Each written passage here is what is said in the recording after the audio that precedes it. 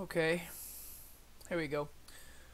Okay, so we're gonna have another shorter stream today, and we're gonna be looking at the list that I ran yesterday through a friendly league.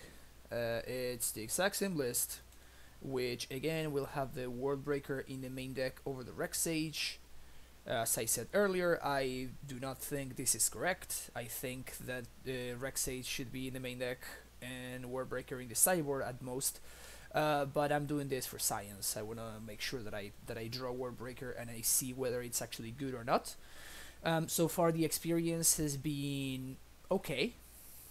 Yesterday we played against Eldrazi Tron, which is apparently still a modern deck for whatever reason. People insist on that, and it was pretty good. It was pretty good. It basically blanked their whole deck, but most of our deck blanks their whole deck, so I don't know how much how much of that is actually relevant. But yeah, I was explaining yesterday that what I had not realized earlier was that Word Breaker can be found both off of Adventurous Impulse slash Oath of Nissa, of course, and Ancient Steerings. So both cards actually find Word Breaker, which is pretty sweet. We cannot pact for it though, but c'est la vie. Still, because it's a card that we are, if we need it, we're actually very likely to need to pact for. That probably just straight up means that Rex Sage is simply the better card. But I still think it's worth exploring, especially when dealing with something like an ensnaring bridge against Lantern Control or the Weir of Invention deck, Salt Stacks. Against those decks, they basically cannot really deal with a Word Breaker. And we have 1, 2, 3, 4, 5 lands that add the colorless mana, so we can actually activate the ability if we need to. Of course, if we were running Grove of the Burn Willows, we have even more lands to activate this ability, but still, it should be fine. The other change that I wanted to do is this. I wanted to give this a shot again. I want to try going back to Chance of a Storm. Yeah, that's what I was thinking. You can find Word Breaker of these two guys. So we, instead of having like 4 tutors for it, we just have 7, which is okay. I guess it's 7 semi tutors. But yeah, I feel a little bit more awake today, to put it somehow. So we're actually going to be running a competitive league, and see how things go. We did 5-0 yesterday though, which was interesting, because I was definitely making mistakes left and right, and it's really funny when I make mistakes and then I just hate making the mistake and then realizing like 2 seconds after I just made a mistake. But that is something that happens an awful lot of times. But I haven't seen that game when I played it myself. Honestly, there has been no real difference between the Oath and the Impulse. To be honest with you, I think that in terms of actually casting Emrakul, if that's what we're trying to help, which we are counting as one of the pluses of Oath of Nissa, I think that is actually not relevant, because the chances that this is gonna get, it basically needs to get discarded, right? Because otherwise it's not really gonna go to the graveyard. So at that point we only have 4 sorceries. So if the idea is to actually help cast Emrakul, if that's like one of the deciding factors, then I actually think that that Impulse is better in that sense, and this hand is excellent. Turn 3 Titan.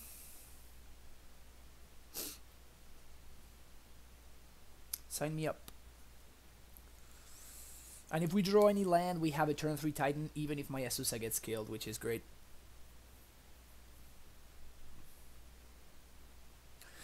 Yeah, I mean, I would definitely say that if you want to run any kind of Planeswalker, then Oath of Nissa is a strict upgrade. But since we're not running any Planeswalkers, then they are basically the exact same card. The Burden one, the name of that artifact is Batterskull, and yes, I've tested it quite a while. Ooh, is this what's this deck's the green Eldrazi deck? Is that what this is? I haven't seen this deck in a long time.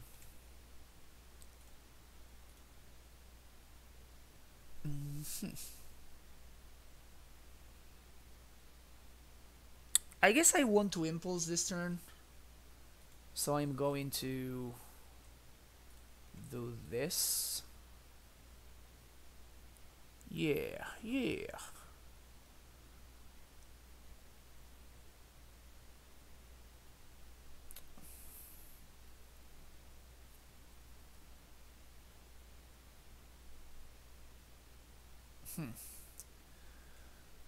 Ballista kill my opponent's Hierarch is probably okay.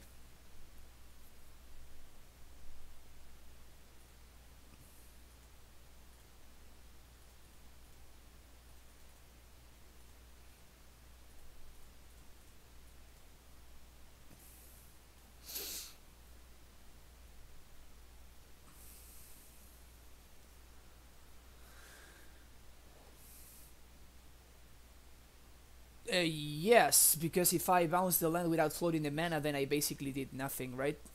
That's the reason why I float the mana from Velsa before bouncing it. I know what I'm going to do that turn, right? I'm going to float the mana and I'm going to bounce, because, you know, Ghost Quarter doesn't add green, so I cannot impulse off of the Ghost Quarter.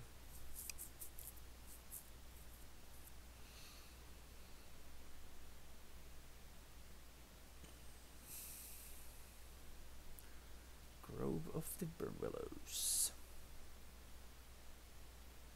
Brave the Amulet. Sure. It's perfectly fine.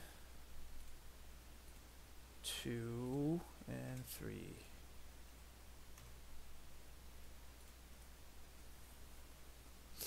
Actually, it's really funny that it would have been better for my opponent to upgrade the Azusa rather than upgrading the Amulet. But, you know, they don't know that. Also, they chose to lose life instead of giving me life. That's interesting.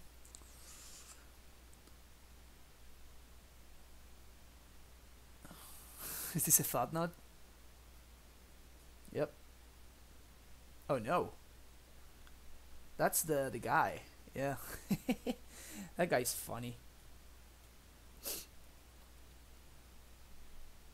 That guy is funny. I think because of this guy precisely, I cannot haste primetime this turn.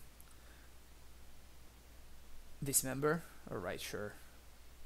Because of this guy specifically, I think it's actually worth it to blow up the Eldrazi Temple. Because I don't want them to be activated next turn. So I want to get Boros Garrison and probably Stronghold to haste another Titan next turn. This sounds fine. And I'm going to go squatter them on draw step.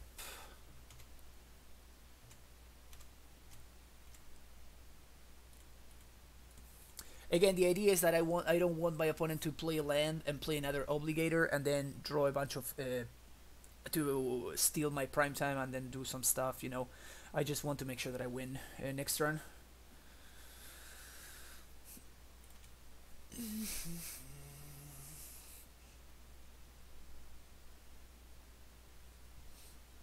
Chains of a Storm. There is Yossi. That's what I was talking about. Now my opponent cannot really do anything. Chance of a Storm, it doesn't matter. It matters if I don't know what I'm doing, but I know for a fact that I'm gonna be casting the Adventurous Impulse, and since I know for a fact that I'm doing that, it literally there's no advantage.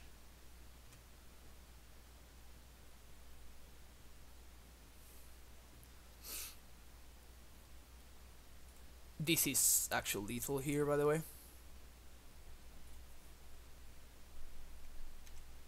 How's this? Yeah, I want to figure that out. Alright, Hornet Queen.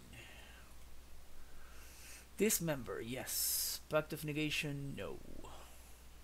Emrakul. I don't think it's that great in this matchup in particular, actually. They're not gonna be running Damping Sphere, so Rex Sage is probably not great.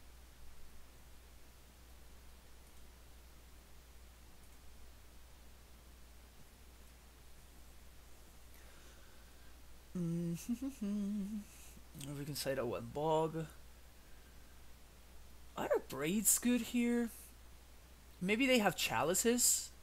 That's probably like the only thing that I'm thinking about here. Because in terms of killing their stuff, the stuff that I really care about doesn't get killed by a Braid, which is Thought Knots.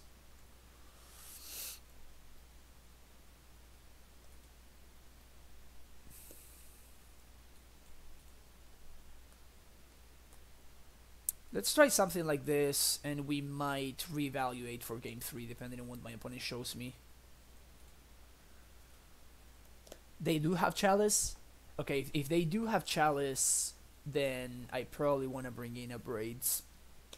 I still have the one of explosives to hedge against Chalice.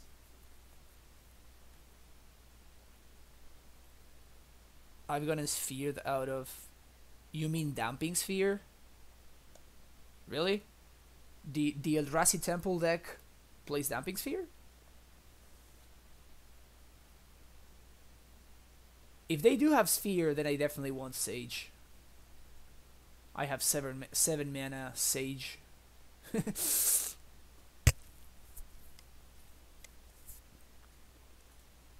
Actually, it's very interesting. My opponent was running a Brave main deck. A Braid and Dismember main deck.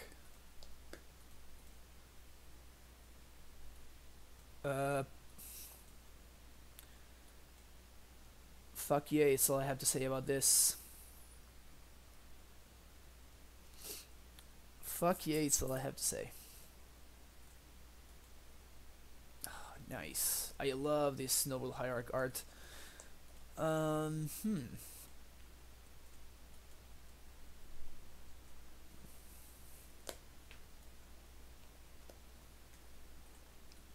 I would imagine this gets killed, but I really need to find another bounce land anyway in order to keep doing my thing, so don't really care. A Braid on the guy, sure. No attacks.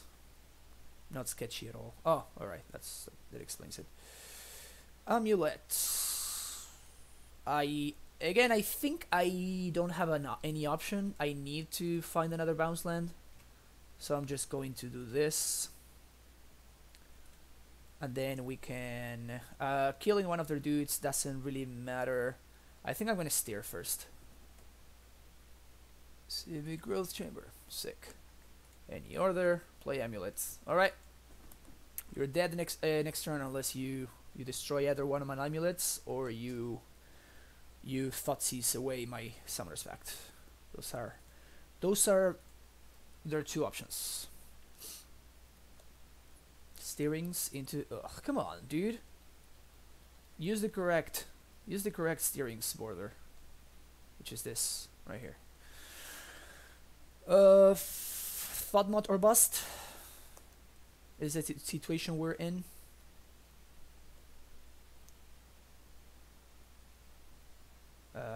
Yeah. Bloodbraid, sure. Alright, so my opponent's dead.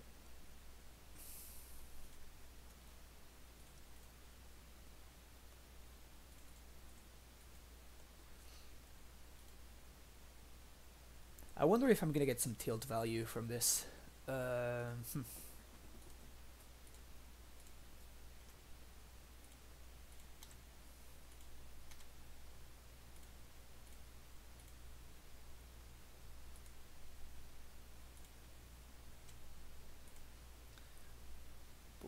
Garrison, Slayers, Stronghold. I love that it's a coincidence, but like as soon as they fix the moto bug, we see more Amulet being played all over the place. It's a nice coincidence. Turn 3 kill, no big deal.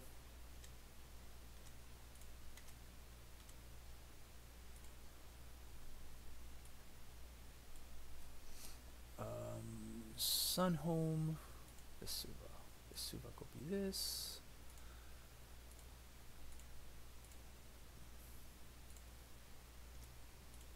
Float. Double strike. Sweet. Solid start. Solid start. That matchup is just as you guys saw. All of the Eldrazi decks are usually very, very good matchups, unless they have the nut draw. And by the nut draw, I mean literally an early Thought-Knot Seer. Sometimes they manage to like steal a game from you by like using the obligator, and when they do that, it feels kind of bad. But usually, I think the matchup is very positive. Any other way?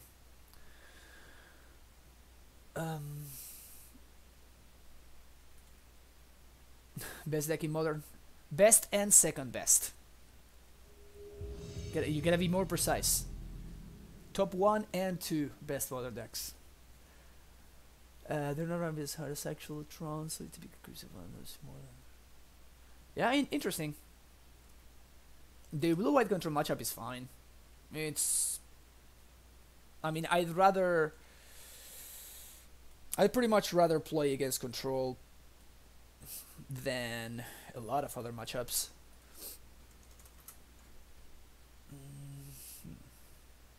This is a keep. I'll elaborate on that in a second. Let's talk about this hand first. This is a keep. It's a little bit on the slow side, and it really needs to draw some lands. But I think it's a fine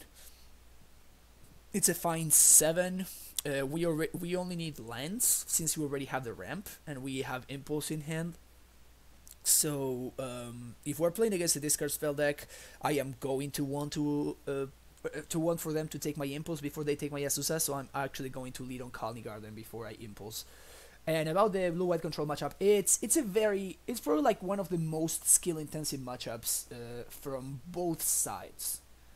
I think that from the Amulet side, it's a lot about patience, a lot about sequencing, and a lot about caring about and giving the adequate amount of value to every specific card in every specific situation. What I mean is Jace on turn 4 is something that you need to answer somehow. If your opponent Jaces on turn 4 and you cannot punish them, that's the end of the game basically, right there.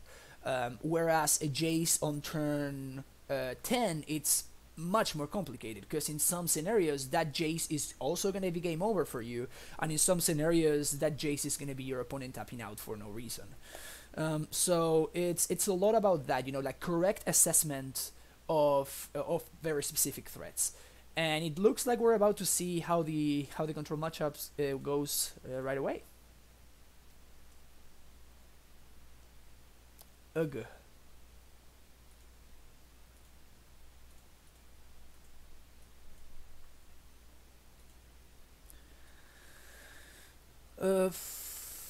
Bounce line is probably the best thing we can draw here.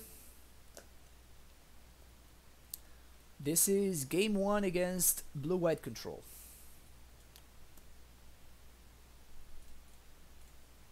Bounce land.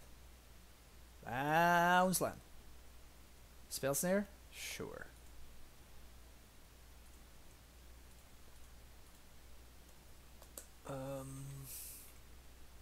I'm gonna get in for some damage.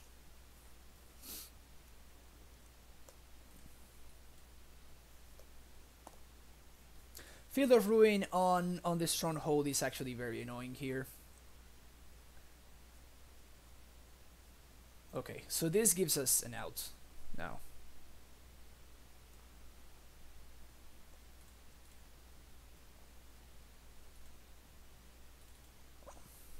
And I'm basically never tapping out of this Strive Scout ever again.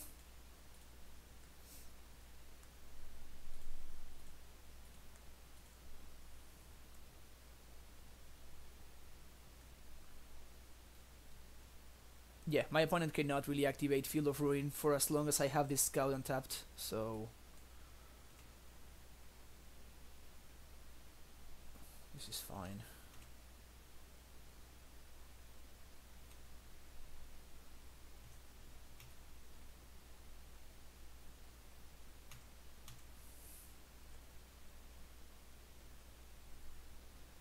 And if they go for it, I'm kind of forced into Vesuva in my own stronghold, which is pretty shitty, to be honest with you.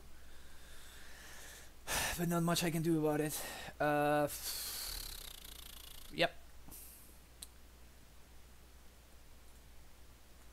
That's bad. That's very, very bad.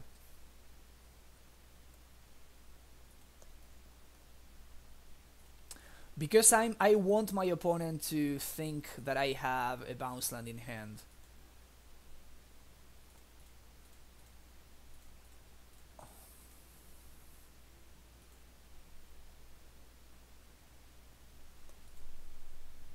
Oh my god. And the funny thing is that we actually impulsed. I would have taken any land off of this impulse, but we just saw no impulses, which is hilarious. Attack the fairy, attack the fairy. So I'm gonna deal the damage first, then activate Ballista, and now kill the Teferi.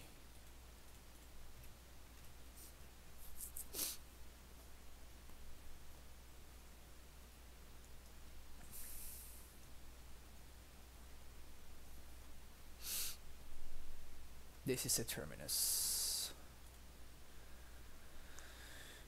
Yeah, I actually think I do prefer to have the Ballista in my deck than the 1 damage.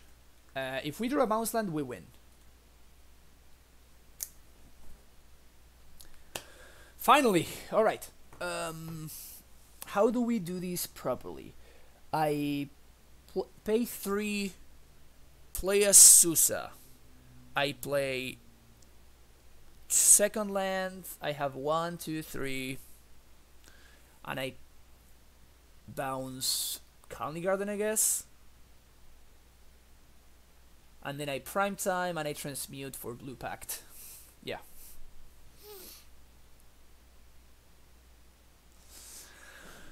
I could field his field, but I mean at this point it's not even relevant, right? So I'm not gonna be able to haste, which is kind of shitty. Because I have both. I drew the worst possible the worst possible lands, but it's fine. Shona, you got the notification to work? Sweet. Glad you were able to work it out. 1, 2, 3.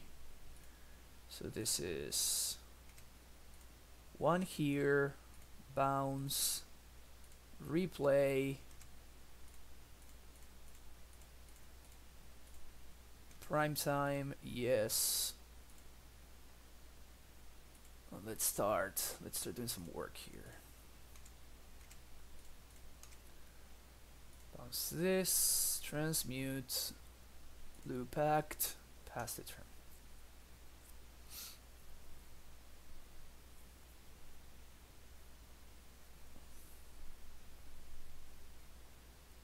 I know, but it's just a matter of using my mana efficiently.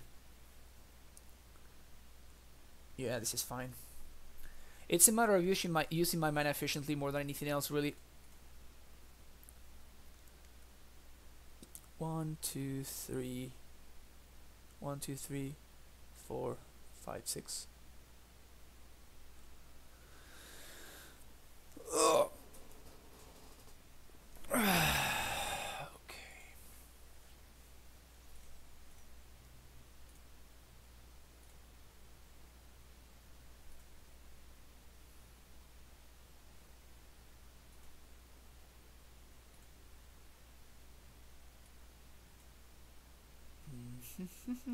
So I still have not played my land.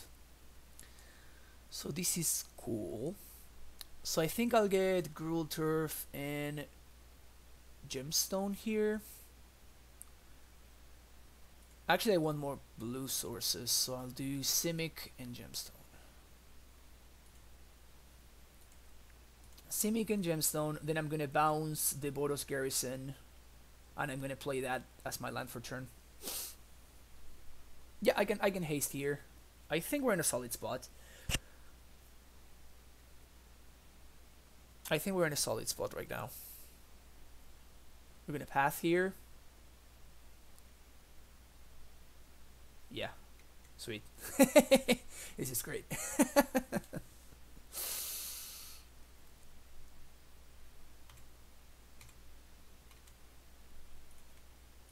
Play a small land for turn. Boom. I think I bounce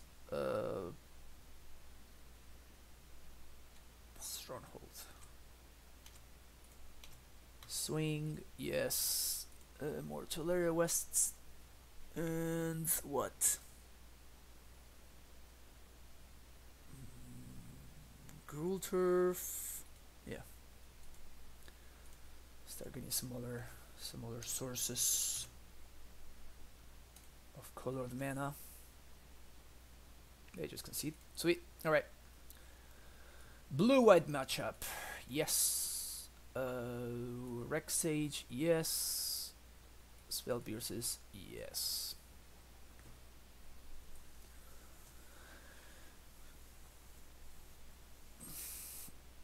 Yeah, the thing is that I'm WW Grey. I am not even sure what I. They did not path my Titan, right? So they do not have path. So I'm not even sure what I would be countering, right? Like a Teferi is probably like the only thing I counter. I already have another Titan in hand. It's just I'm just insanely far ahead there. Man, I'm cold. I'll be right back.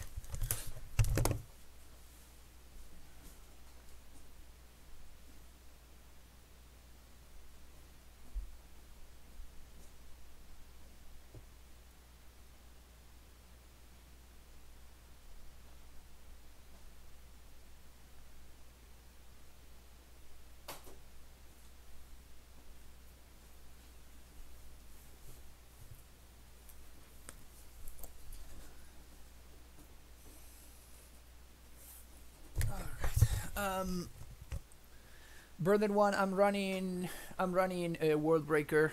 I'm testing it out. I'm not even sure it's good. But I'm trying World Breaker and see what happens. We're gonna trim one Azusa, trim one Amulet. We trim one land, Radiant Fountain, and I mean we do have the World Breaker. So explosives is kind of less valuable. I could go down to 2 Azusas, but I'm not a big fan of just going down on ramp. I think I'm gonna trim the other explosives. Let's go with this.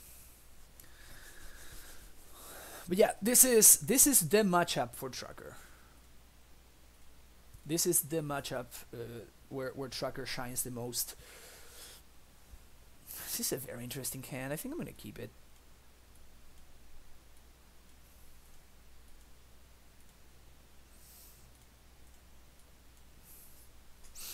It's a solid draw.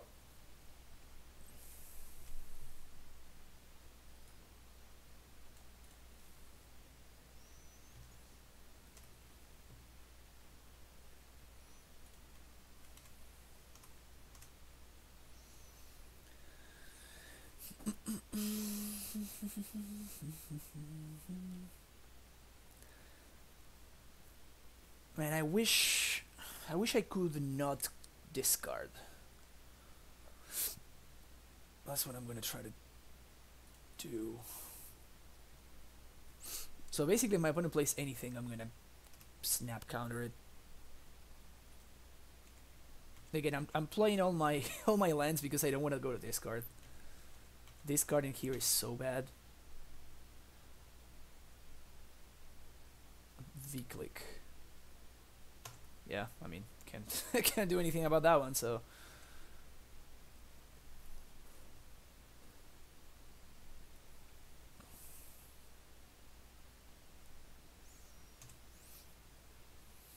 I imagine they're going to field my gemstone mine now.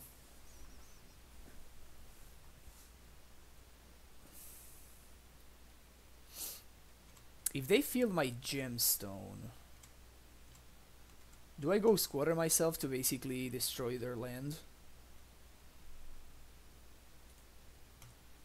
Man, I really don't want to go to this card.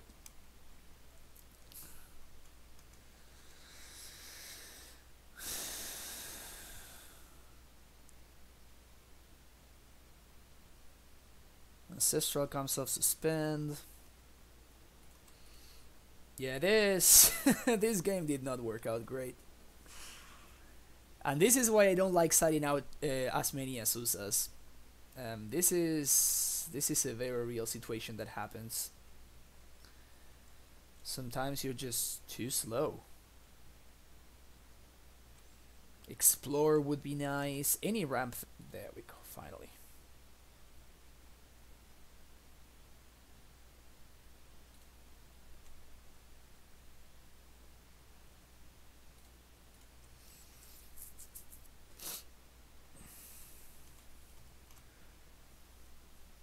Now I think they're gonna field my Simic Growth. Yeah, this is fine.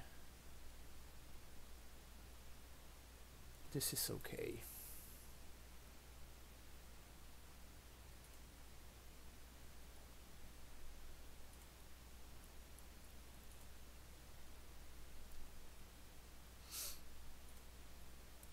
Again, I want to prevent any Jace or Teferi from coming down. Oust. Well, that's shitty. I liked that. I'm sad now. Plants gonna get chumped. Is gonna chump.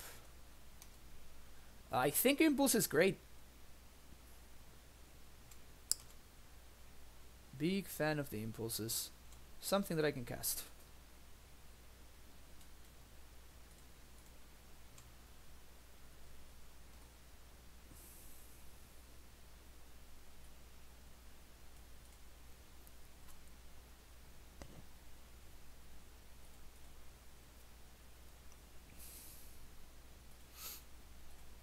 Too slow. We're just too slow.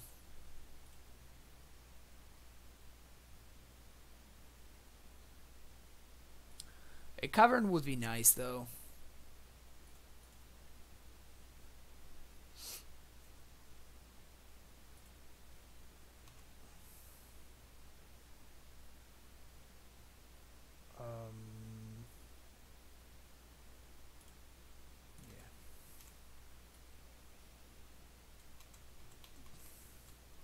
Cavern would have been nice for sure.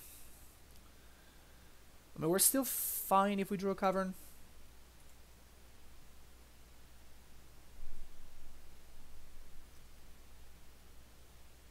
They clicked me. They clicked me, but they didn't take anything, which makes sense.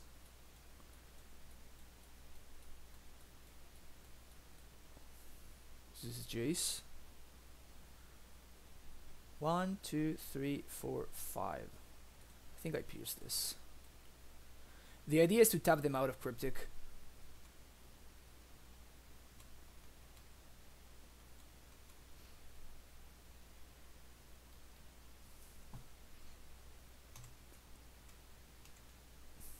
That's aggressive. 1, 2, 3, 4, 5. I guess I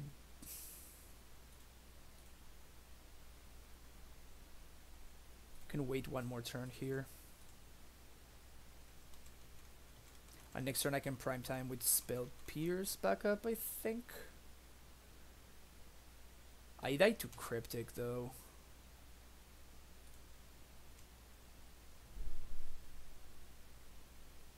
Now I'm just dead on board. Yeah, alright. Yeah, we were just too slow. We were just too slow. That's why I don't like siding out as many Asusas. Actually, my opponent has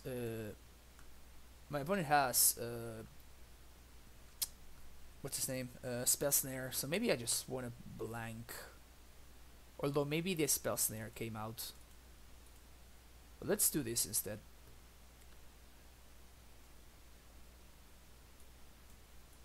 Let's do this.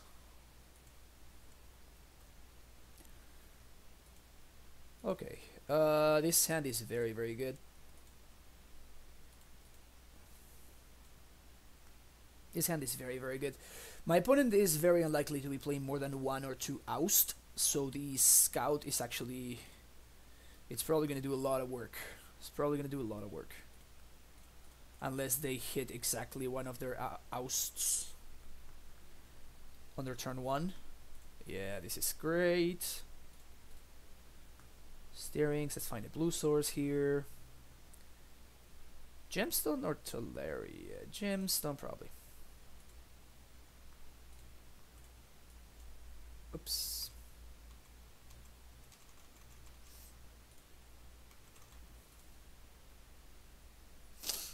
Yeah. Yeah, that's why I'm saying it's probably not. They probably do not run as many. Adventurous Impulse. Another Gemstone. Sweet.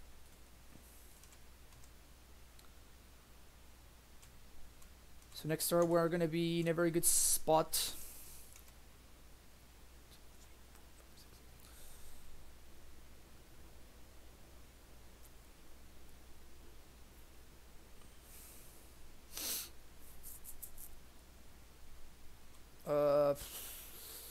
That messes things up just a little bit.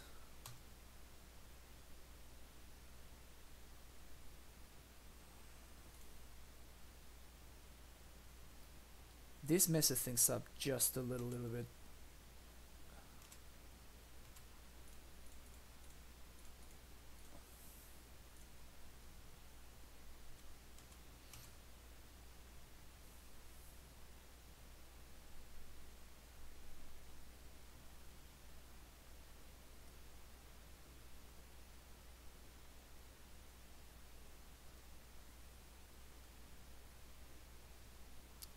Drawing basics is also very bad in this matchup.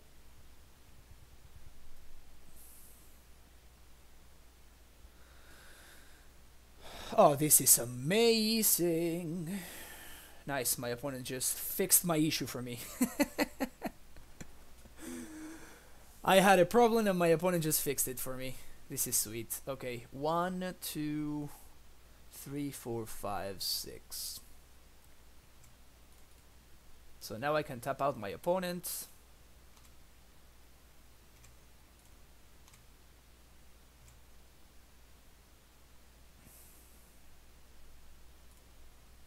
Awesome. 3, 4, 5, and 6. If this is a cryptic command, then we basically win the game here.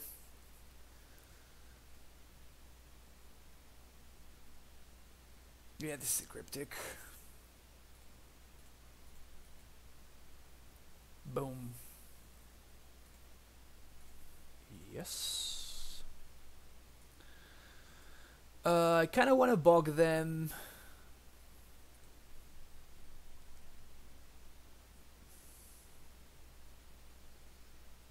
And Simic.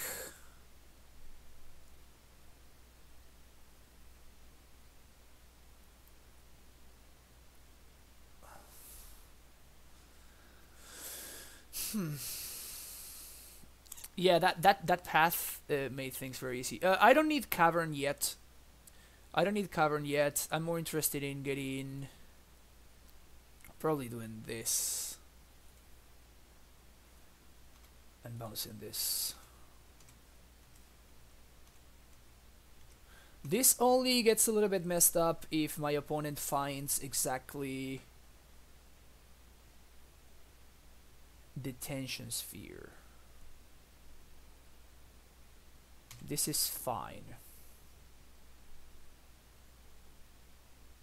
This is fine. I can pact for Sage and get even more value. Right? Yeah. So this means my opponent has no sweepers. And if my opponent has no sweepers, I'm a happy camper. Solid. So 1, 2, 3. Transmute. Summoner's Pact. Summoner's Pact for Reclamation Sage. 1, 2, 3. I can even... yeah. 1, 2, 3. I can haste the prime time this turn. Yes. This is why I like Sage in this matchup. So, Bodo's Garrison and Slayer's Stronghold. Bounce Stronghold. My opponent just concedes. Sweet! So this is how you attempt this matchup. As you can see, it's very... you know, on that turn 4 or 5, where we could have gone at EOT with my opponent to try to do to try to get enough lands to prime time, but I just didn't think it was. I just thought it was way better for me to just, like, you know, hit the brakes a little bit, try to see how the game develops, and then, you know, take it from there. And it worked out beautifully for us because my opponent actually pathed the wrong card. If they had pathed the Segura Tribe Scout, things would have been much harder for me. But because they pathed the wrong card, I was able to just get very far ahead. Rad Grandpa, thank you very much for that follow.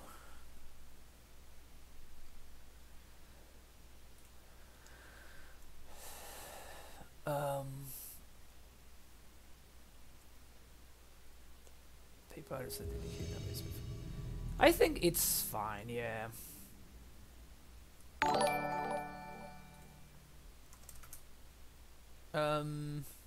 WW Grey 4, thank you very much for that subscription. Really appreciate it. Welcome to the Primetime Stronghold. Huh. So this hand is very, very interesting. Let's update that sub right there. We are our first subscriber of the day. I'm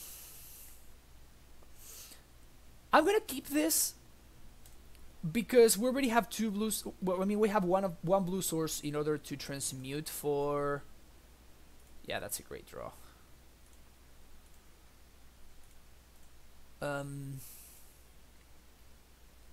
We really need to fight the bounce land here. But once we do, we're going to be in a very good spot.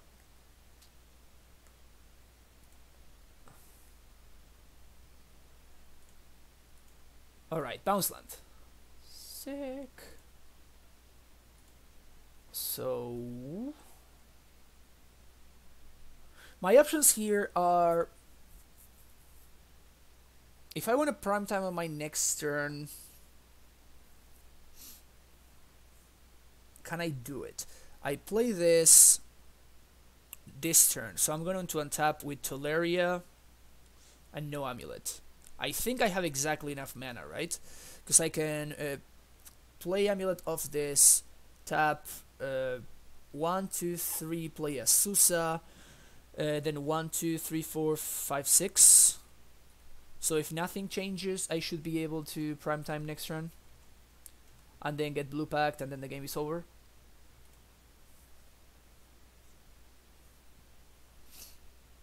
All right, so they're keeping up. They're keeping up interaction. That's solid.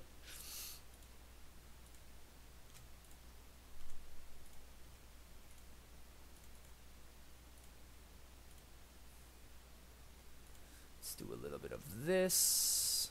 Bounce. A little bit of this. Bounce. And a little bit of that. Now we bounce this one, Primeval Titan. Yeah, my opponent made a mistake of registering the wrong Primeval Titan deck. That was how they messed up. It happens sometimes. It's unfortunate, but alright, Rex Age for sure, because they are gonna bring a shit ton of Damping Sphere kind of effects. Emrakul, yes. Probably Spell Pierces. Maybe not all three though, on the draw especially. Okoto, thank you very much. Of course, go for it, man. I mean, just go for it. Why wouldn't you play this? I mean, look at this. Look at this. It's a thing of beauty. It's a thing of beauty. All right. So yeah, never not go for it. If we manage to get to Emrakul, it's gonna be amazing. So I'm gonna do this for science. I love doing things for science. I think I want to take out one Summoner's Pact. And submit.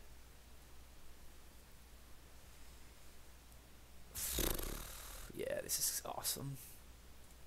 Oh my god, this deck is so good. This deck is so great. Turn 2 Damping Sphere is an issue though. Not gonna lie.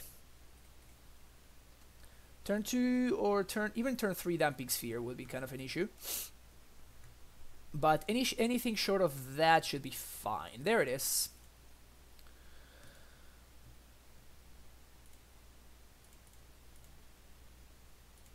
Oh, right.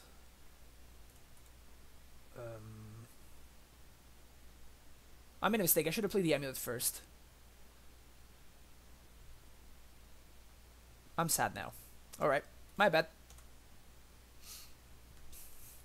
I love how my opponent like slammed the slammed the Damping Sphere on turn 2. This is I mean, unless we find an answer for this is gonna be very good against us.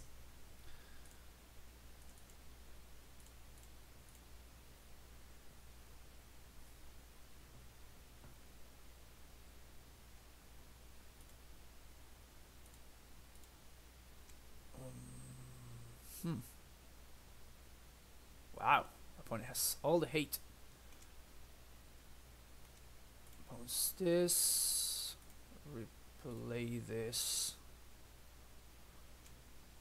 and that should be it.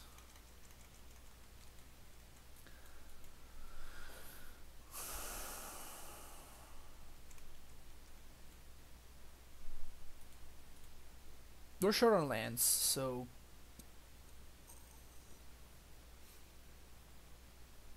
yeah, Gemstone is fine. So I can play Azusa this turn.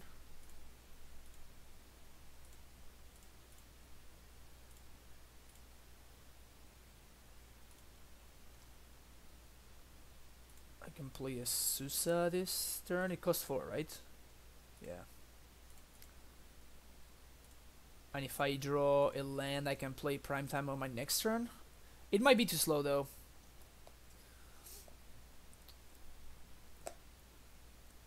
It might be a little bit too slow. If they Primetime here, then we're in a lot of trouble. Oh, this is amazing. Oh, Damping Sphere goes both ways, my friend. Damping Sphere works both ways.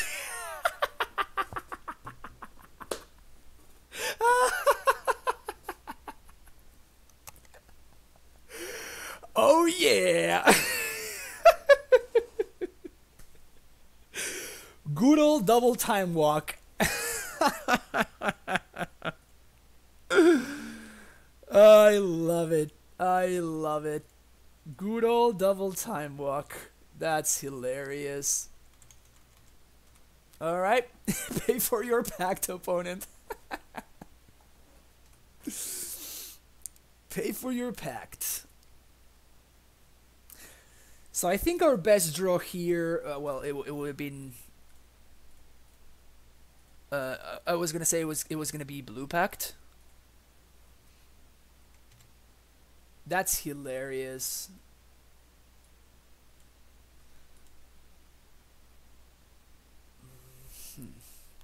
So Ghost Quarter doesn't really do anything. 1, 2, 3, 4, 5, 6, 7. They have 7 mana now. Because there's a Damping Sphere in play, and we don't have an Amulet. We don't have enough. We didn't have enough lands. Crazy ship.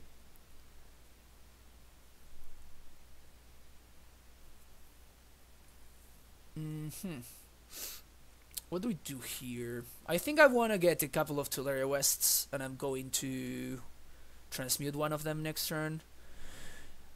I don't feel like we're in a good spot, though. Actually, what we can do is we cannot haste this Primeval Titan, but we can haste the one that we're going to play next turn. So we can basically force my opponent to have exactly a fetch land in order to deal with our stuff. So next turn we play with a 1, 2, 3, 1, 2, 3, 4, 5, 6, 7, 8, 9. Yeah, so we have exactly to play and haste the prime time. I don't know how good that's gonna be. Ghost Squatter, we can Ghost Squatter my opponent's Valakut. 1, 2, 3, 4, 5. So they don't have enough. So they don't get value off of their first primetime trigger. But what that means is that we're not gonna be hasting the primetime next turn unless we draw an untapped land. So I'm not sure I love that line. The list I'm most happy with currently is this one right here. If I were to have a tournament or if I were playing competitively, this is the list that I would run. I'm still not sure about the Gruul Turf and the Sanctuary split. It might be correct to just run the full 4 Gruul Turfs, but in terms of the actual 75 cards, this is what I would run.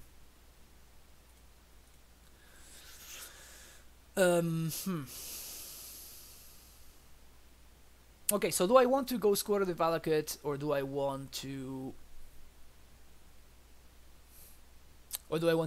guarantee a hasteable primetime next turn? Because Pact is not going to be fast enough. Blue Pact is not going to be fast enough. So I will need to deal with my opponent's board. Alright, have fun in class, Greeno.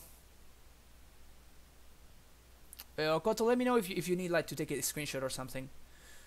I can go back to that page if you need me to. I think I'm gonna go for the Ghost Quarter line.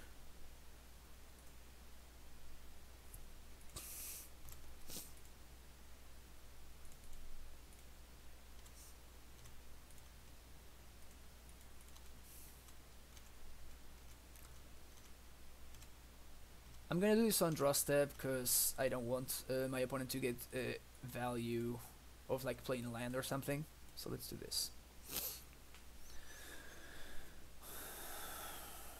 So now I'm forcing my opponent to have another land, basically.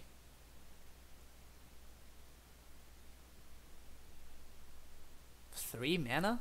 What can they have for 3 mana? Yeah. It's draw step, bro. It's draw step. There we go.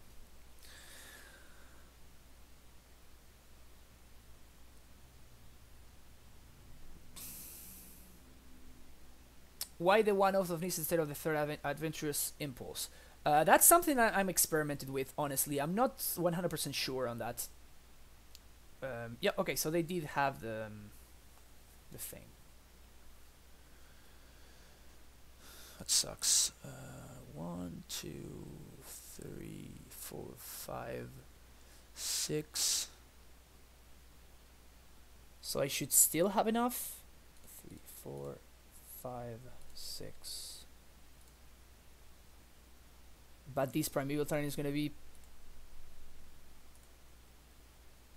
a death sentence, basically. So we're going to get a Gruul Turf plus, I guess, another Gemstone. I'm going to bounce this Gemstone, replay it, haste, white, and red. So if I swing for, yeah, I just swing for 8. Yes, setting up next Primeval Titan. So I need to make sure I have a bunch of blue sources.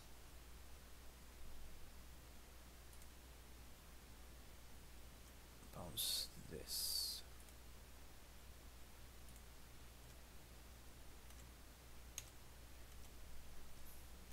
Alright, so they need to either kill me with Scape Shift or something.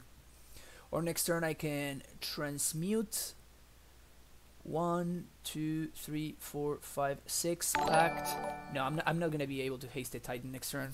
Yeah, I think they got me here. Okoto, thank you very much for that subscription. Alright, second subscriber of the day. Welcome to the Primetime Stronghold. Alright, so this is gonna kill my Primeval Titan. Man, this Stamping Sphere really messed me up.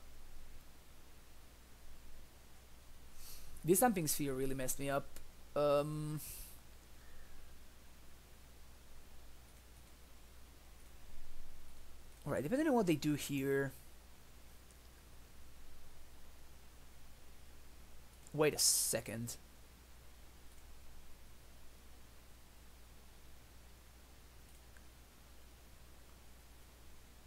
I mean, if they have it, right? There's nothing I can do. What I was thinking is, yeah, they had not killed my scouts. My scouts were lethal. Which is hilarious.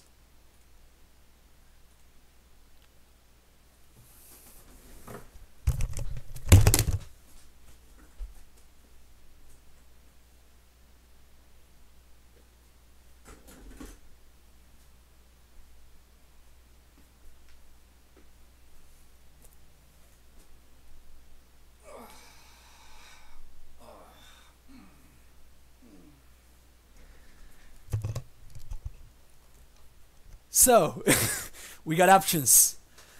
We have the play we could have made anyway, which would have been transmute for Rex Sage, play Sage, haste it, and go for lethal. Or we can do this.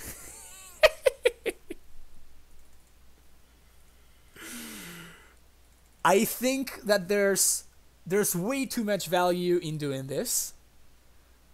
So this is gonna be my choice.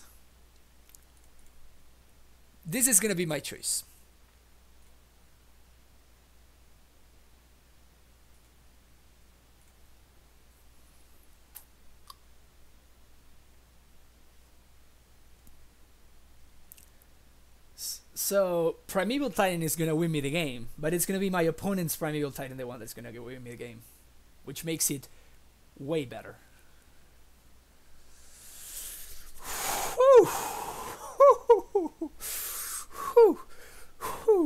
All right.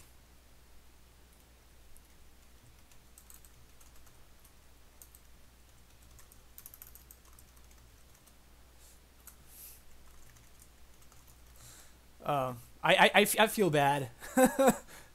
I feel bad for my opponent. Yeah, I didn't notice I was slow rolling him. There was definitely some entertainment value right there. But yeah, I guess my opponent wasn't watching the stream, so I guess that it definitely looked very shitty from my opponent's perspective. So I if I could, I would apologize for that. Sorry, opponent. Sorry, opponents.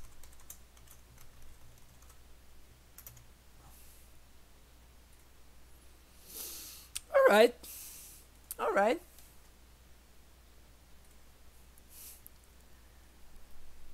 Asen Mestrasen, you can do whatever you want, my friend. You can do whatever you want. That was hella sexy, though. That was hella sexy.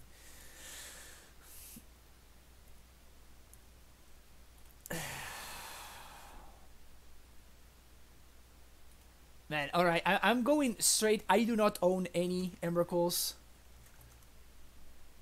So I'm going straight to TCG player.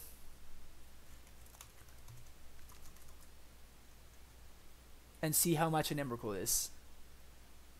Damn it, it's like $12. I would expect this would be like $3. It's like a ticket on Magic Online.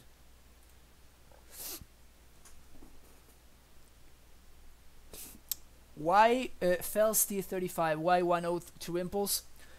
Because I am trying to see whether the difference between being able to get taken by Collective Brutality and the chance of not adding to a Tarmogoyf, basically. Because if you have just the 1/0 of Nissa, it just sits in play and it doesn't add to Tarmogoyf's power and toughness, while the Impulse might do, even though it's very unlikely. That's basically what I'm trying to figure out. It's basically that you can't take it with Collective Brutality, you can't counter it with...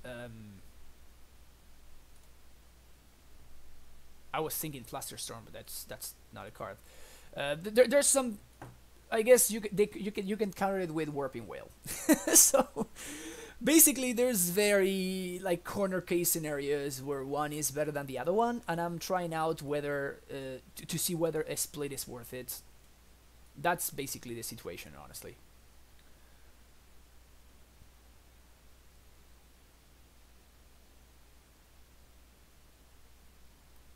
Yeah, speaking of Tron. Speak of the devil and he shall appear. Is that how what people say?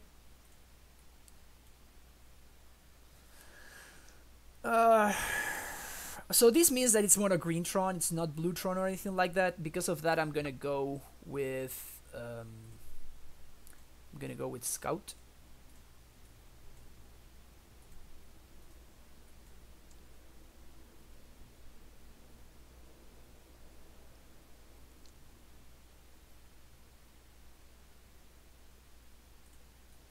Just gonna have 6 here. No turn 3 Tron? I mean, maybe there's still turn 3 Tron. Okay. Yeah, that one's not great. I think we're gonna be just a tad too slow for this. Just a little bit too slow.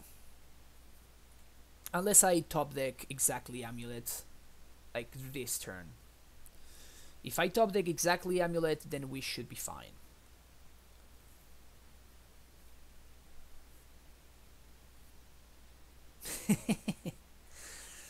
Of course a Tron player tilted. Why wouldn't a Tron player tilt?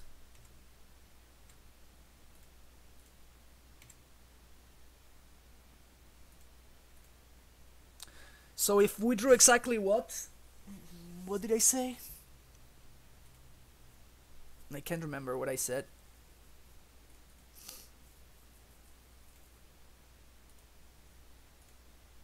Sometimes that happens. I say something, then I forget what I said. It's rough. Oh well. Sometimes life it's like that, you know. Sometimes magic is hard. Sometimes magic is hard, guys. It's a problem. But well, you know, it is what it is. Now, still we're still not out of the woods yet. Very much not out of the woods. Very much not out of the woods. Because we can't really stop my opponent from Troning us again next turn. So yeah, we might still be a little bit too slow here. Especially if they have O-Stone. Now, what to get here?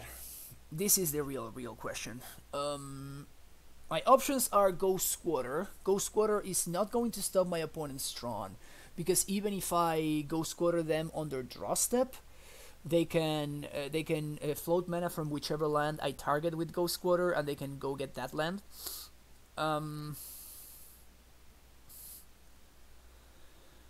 So what I think I'm gonna do is I'm gonna try to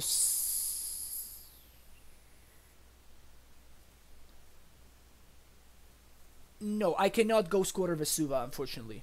When you search with Primetime, both lands come into play at the same time. It's the same thing as with Collected Company. So what happens is we cannot copy a land that was chosen with the Primordial Titan trigger. Makes sense? So we can only copy lands that are already in play. So the options are Tolera West plus something else, probably Ghost Quarter. Tolera West plus a bounce land. Ghost Quarter plus...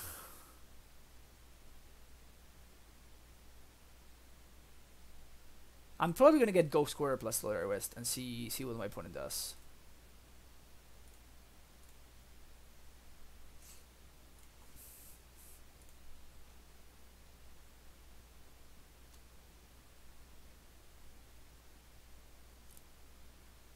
No, because by the next turn I will already have used the Ghost Quarter, right?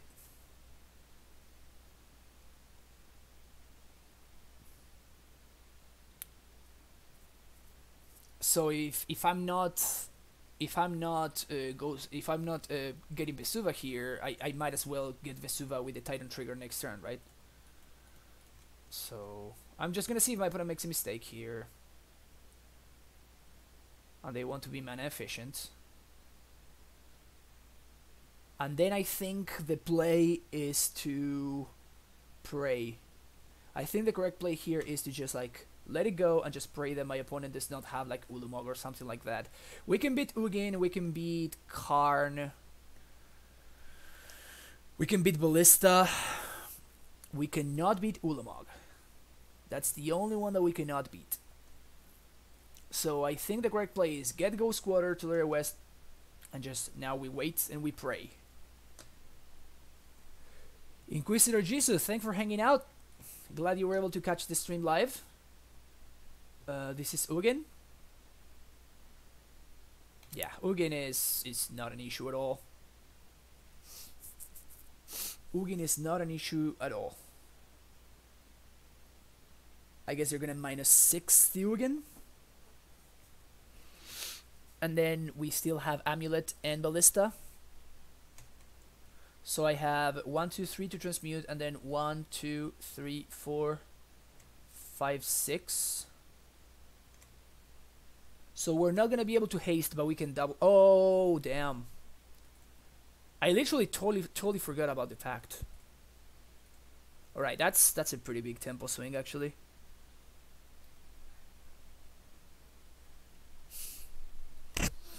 One land away from this. Yikes. Yikes, yikes. If they minus card on your land, you lose. No, I don't lose because I can just go score on my own land and go get a forest. And if they minus on my land, then they are not minusing on my prime time, and prime time is lethal next turn. So if they minus on my land, I'm actually winning that game. But to be fair, I totally forgot about the pact.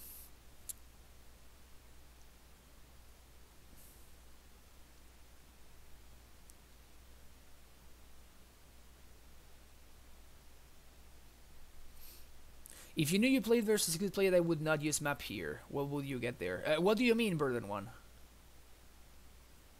Yeah, I have 6 mana, but this costs 7. So actually, them getting the scout was pretty relevant.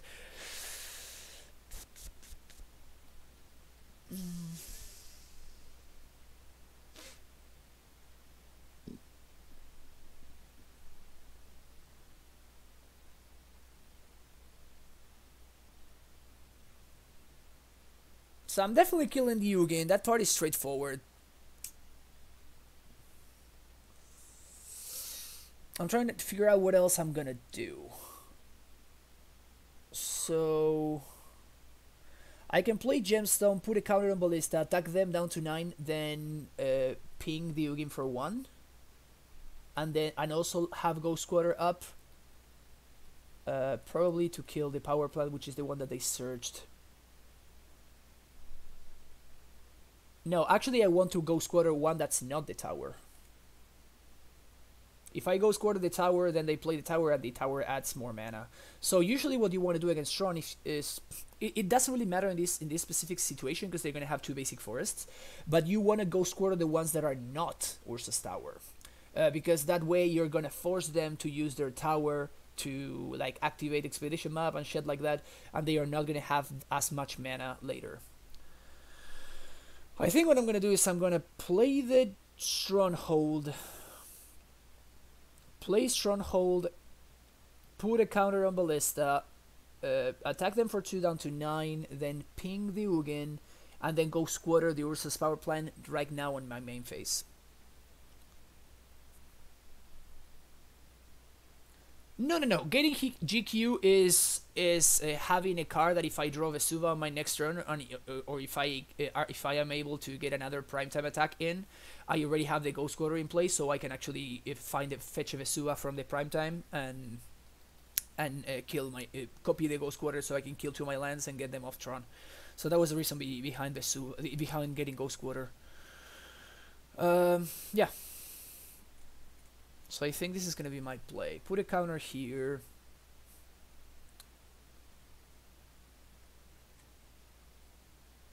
And of course I'm doing this before actually Ghost Quartering my opponent because of something like Dismember or whatever.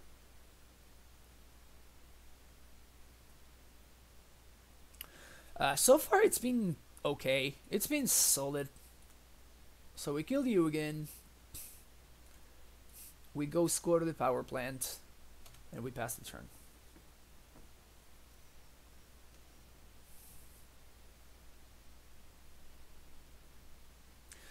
Should have bounced Chamber and not Turf last turn. Yeah, I was to be honest with you, I totally forgot about the pack. That was a misplay on my part. So I played without thinking that. Like I was counting the Simical Chamber in play, and so that was my mistake. So now I guess they can Karn me. If they Karn me, what happens? 1, 2, 3, 4, 5, 6.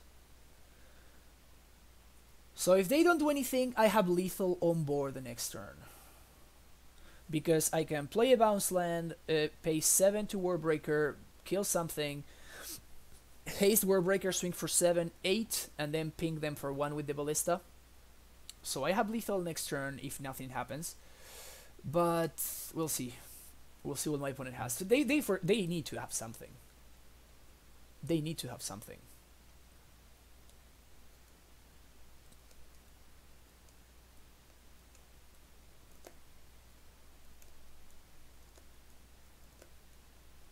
All right.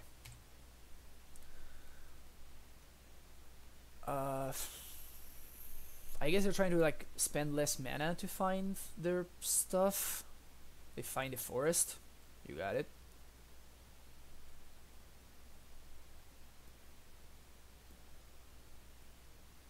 So I guess they can get Tron, but then they only have 3 mana?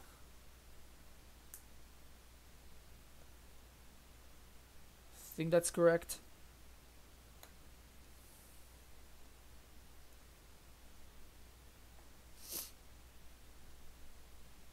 I think I can. Yeah, Vesuva is still in the deck. So I have lethal 2 ways. I have lethal with Warbreaker, but I think I'm gonna go for lethal with Primetime. Because it gives me more mana and it gives me 1 extra Ballista counter. So I think that's gonna be better. Yeah. Maybe they already have the power plant in hand. I mean, it's the one that they searched up, so I assume that they did not have a power plant previously, but maybe they just naturally drew it off of their last 2 draw steps, or maybe they were trying to like mind game me, Jedi mind trick me or something.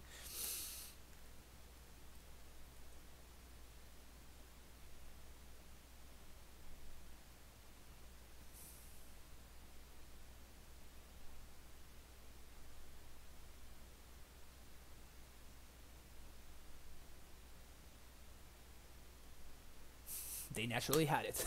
There you go. Worm coil engine. Ah, this is hilarious. This is gonna be great.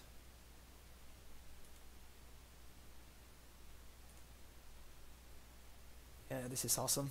Alright. This kills Worm coil, right? Exile target artifact, Chapter land. Yep. Yeah, so this would have probably stabilized in the face of a Titan, but not in the face of a Warbreaker.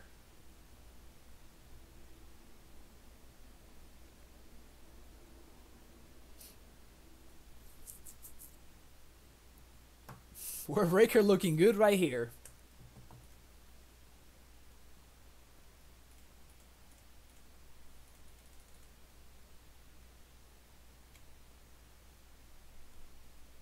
I guess this member saves my opponent.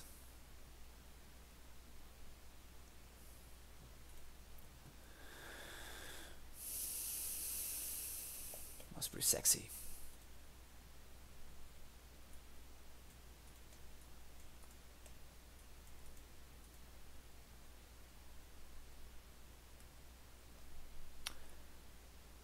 No, because they're at 9, they would go down to 5 to dismember my Worldbreaker. Worldbreaker swings for 2, and Ballista swings for 1, and then I can only ping for 1, so they would go down to 1 with Dismember. So they get 1 more turn. I mean, I just gotta say that Warbreaker looked really nice there.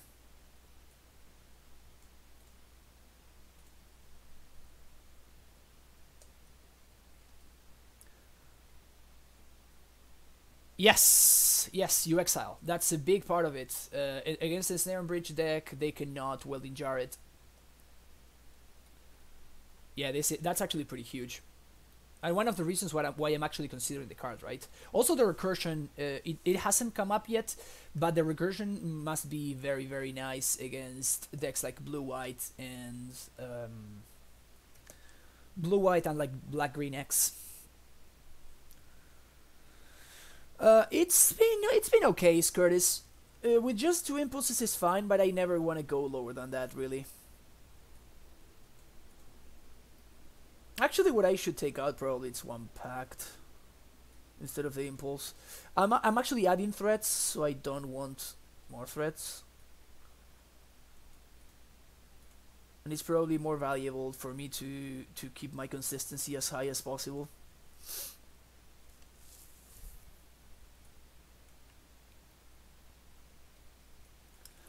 An unfortunate mulligan.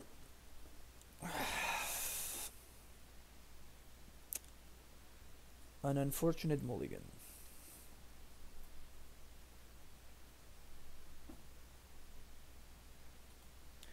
Opponent also mulligans. Ah,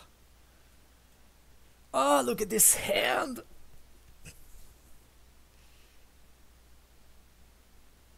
This hand is outstanding. But if we whiff,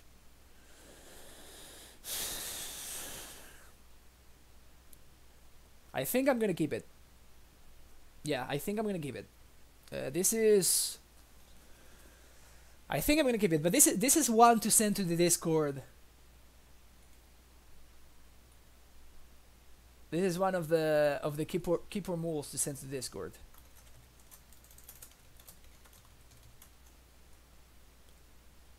Put it on the desktop.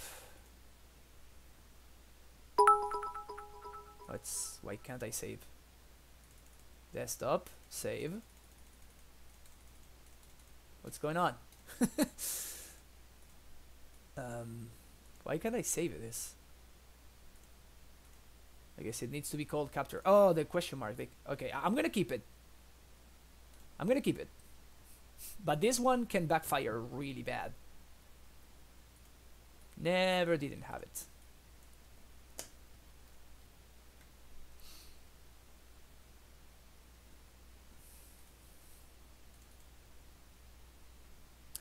And I'm of course playing the Amulet here because next turn I can Azusa and Scout if this Amulet survives. If I only had the Scout, I just think the upside is too high. If they claim this, it's kind of shitty, but whatever. All right, it survives.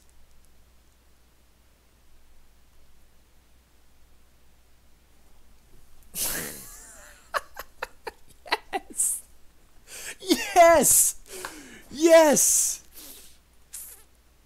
I'm on fire. What's going on? I am on fire. This is insane. This is absolutely ridiculous. This is completely... This is... I just feel bad for my opponents. I just feel so bad for my opponent. I mean, look at them. They playing a fair game of Magic. And then... Oh my god. This is amazing. I guess I might as well play the Scout, huh?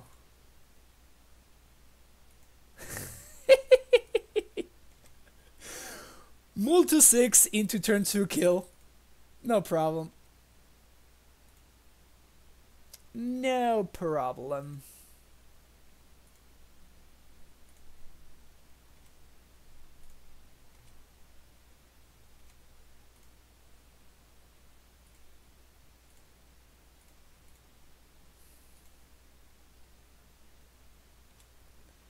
Yes. So what do I get here? Gemstone. Yeah, right. So I get Stronghold, Gemstone. Gemstone should get red and white, and then on the attack trigger I get Sunhome plus whatever else.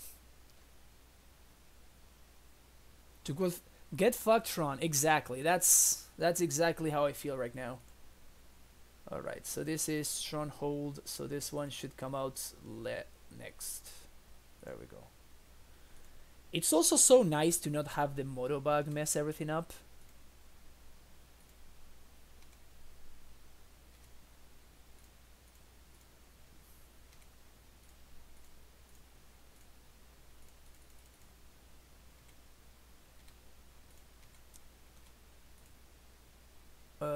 Gruul Turf and Sunhome. Gruul Turf at the end. Oh, I totally forgot to see which one it was. It's fine. Gruul Turf, and then a white. Double strike. Sure. Also, check this out. I set this up.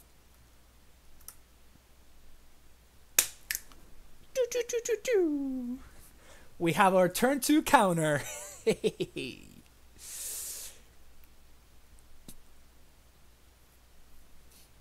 Why? I just did it in the most mana efficient way, I guess. This has been satisfying. This has been highly, highly satisfying.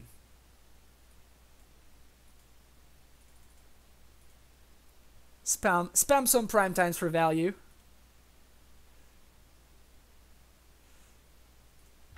I have no idea why people play Gearshowbrand.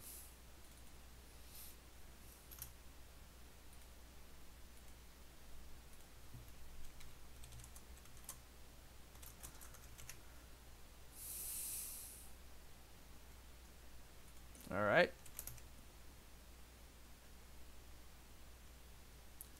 For the 5-0. Actually, before we do this, let me go to the bathroom real quick.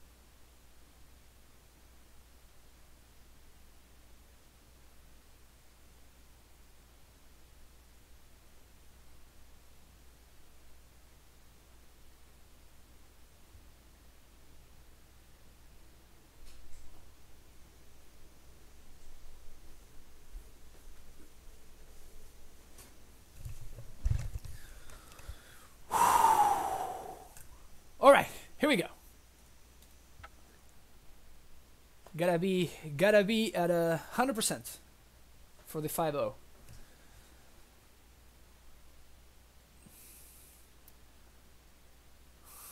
Okay, so what are we gonna face now? I imagine Storm. We're gonna have a really rough one right here.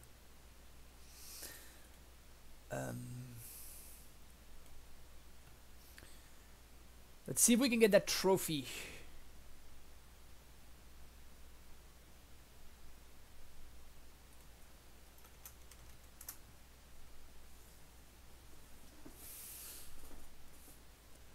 Let's get that trophy.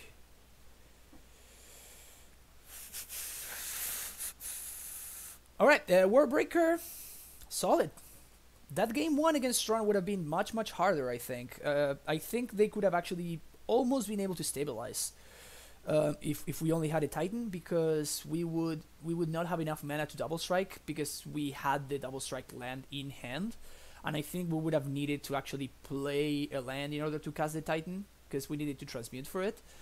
So I think Warbreaker actually straight up winning that game versus giving my opponent another turn definitely made the difference. And while we wait for the last match of the day, we're gonna have a short stream today, unfortunately, because I need to go teach a couple lessons and whatnot. I want to thank everybody for hanging out today. Thank you very much for being here on the stream. My name is Francisco, and I stream a lot of Amulet here. And we sometimes stream other modern decks and legacy decks.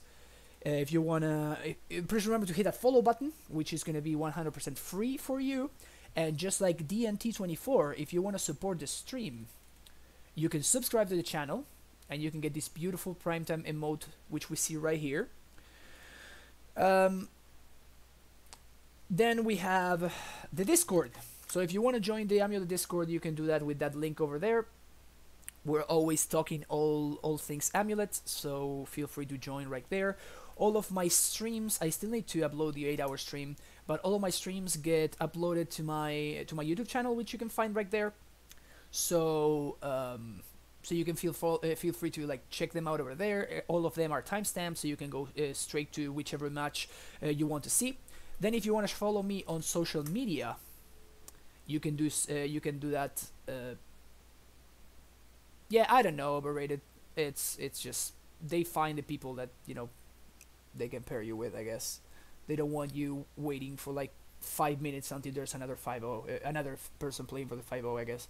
But yeah, I always post when I'm going live on Twitter, so you can follow me there to get notified.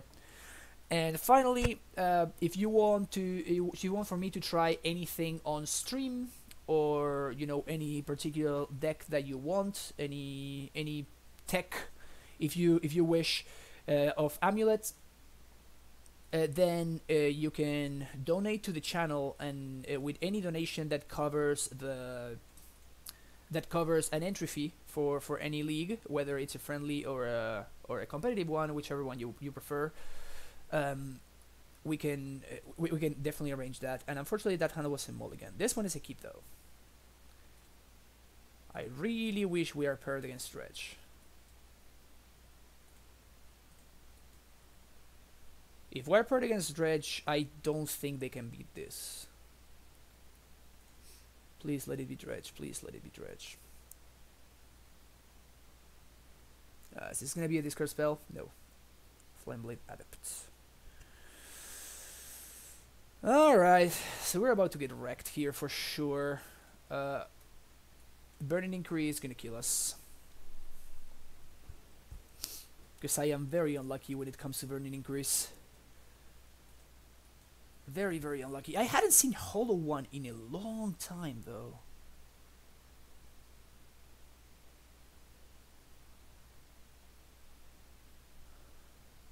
Yeah, it does. Hopefully they Goblin Lore here. Yeah, Increase such a beating. Alright, that could have been way worse. That could have been way, way worse. There goes the Bajuki Bug, though. There goes the Bajuki Bug.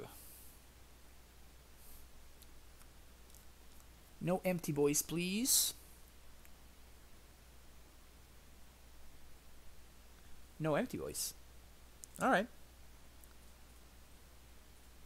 Sousa. Cavern on Giant. Chamber on Bounce. Forest. Go.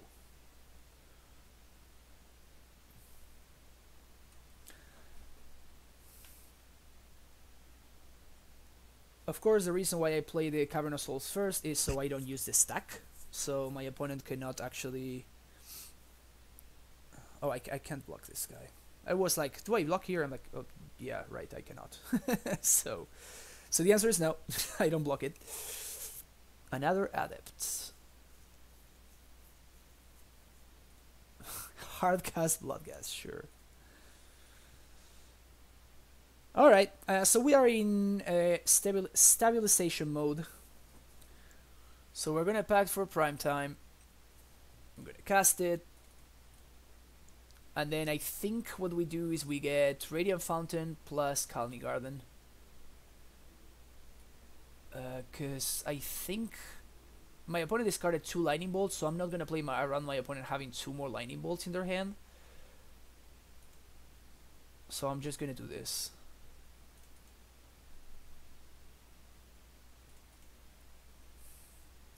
And now I can try to Oath of Nissa here, or I can just gain more life / put more 0-1s into play. I think I'm gonna put another 0-1.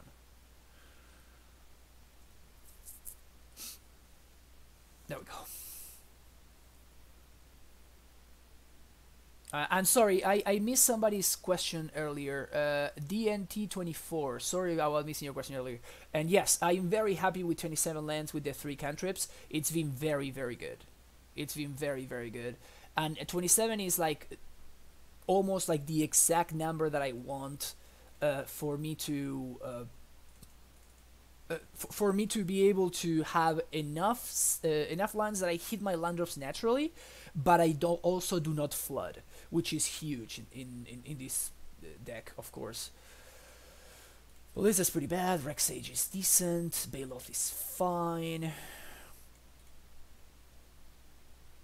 But yeah, I would not run 27 without the 3 cantrips, though. That's also important. If I were not running the 3 cantrips, I would run 28. Warbreaker seems not great. I feel like I want Fire Spout, but this is what makes Hollow One such a good deck, though. Is like I kind of want Fire Spout in case my opponent has a draw like they did right now, with like multiple adepts and like Bloodghast and whatnot. But if my opponent has a draw, oh yeah, Dismember that's coming though. If my opponent has a draw that is like, you know, 1 or 2 Hollow Ones and 1 or 2 like Gurmaganglers, I'm gonna be very, very sad. So that's why Fire Spout is kind of like, I don't know. Abrade is decent though, since it kills the Adept and it also kills the Hollow Ones too. It does not kill Angler, which is shitty, but you know, we can only kill so much stuff. Hornet Queen is not great in the matchup. It's just great on very specific scenarios, because what happens usually is it comes to a point where you're just like chump blocking Flamewake Phoenixes. Your opponent is not going to attack with Hollow Ones and Gurmaganglers, and you're just going to be chumping Bloodghast and Flamewake Phoenixes, which feels very, very bad. But it kind of is what it is. It sometimes helps you buy a turn or two.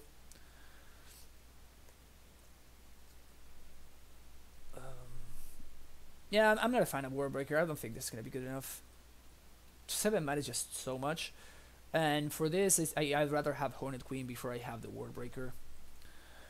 Sage is pretty good though. I think I'm going to try this. I'm not sure about the explosives. Not sure about this either. I just feel like I'm going to draw it naturally, and I'm going to be very sad. But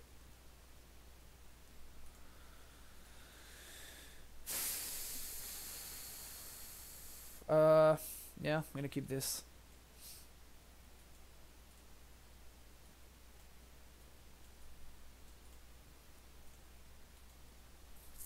There's the Incree. Yeah. Usually this is what happens. You keep a hand and it just doesn't matter. You just go ahead and keep a hand, and it could have been anything else, and it wouldn't have mattered. Let's get my chump blocker. They also got a Bloodghast. Yikes.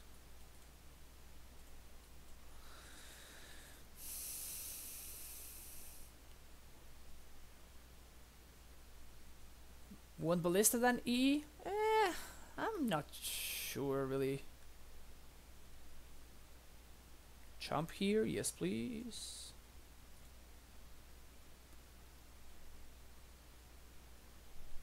Okay.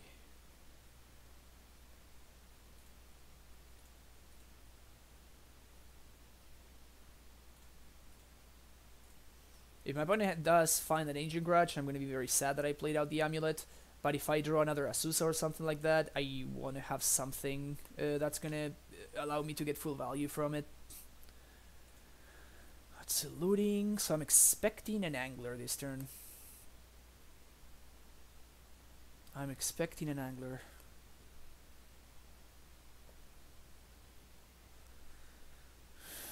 Drawing a Braid would help me save some time. Drawing Prime Time is of course the best possible thing, because we can actually cast it next turn if nothing changes.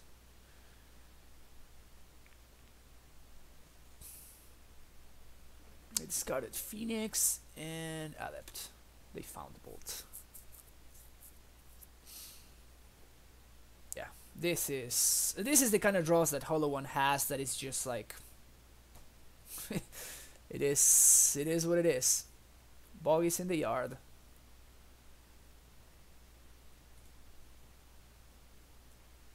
Azusa is decent.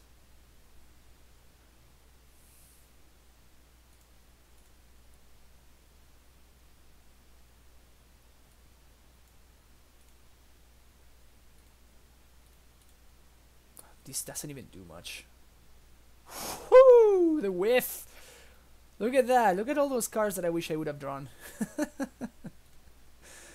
Look at all those cards I wish I would have drawn.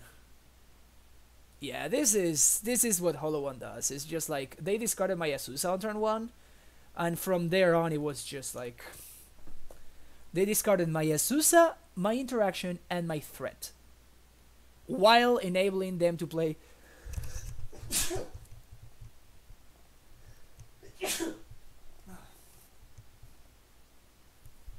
sorry about that.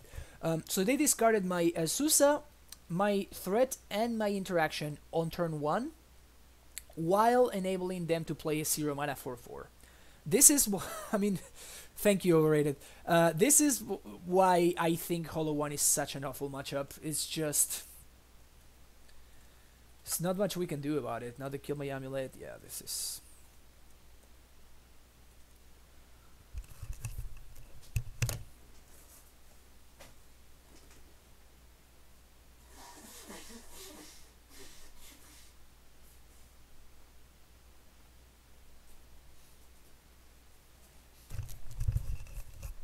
Alright.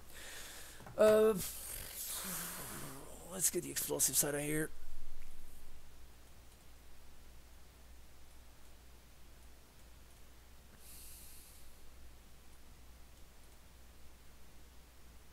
Let's try that. No, I don't think Crypt is good. I don't think Crypt is good enough, unfortunately. I wish it were. This hand is a keep.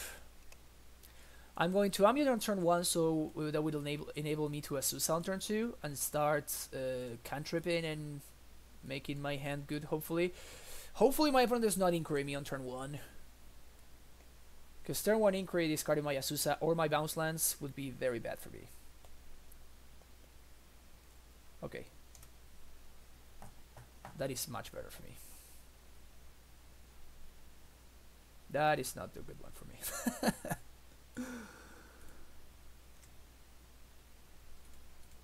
Alright. Let me bounce this. Play Azusa. Play Gemstone Mine. I'm gonna Steerings first.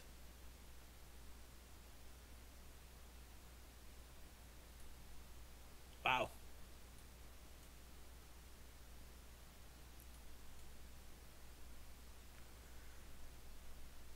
Huh.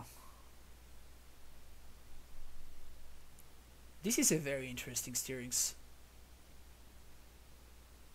I think I'm gonna get the second amulet.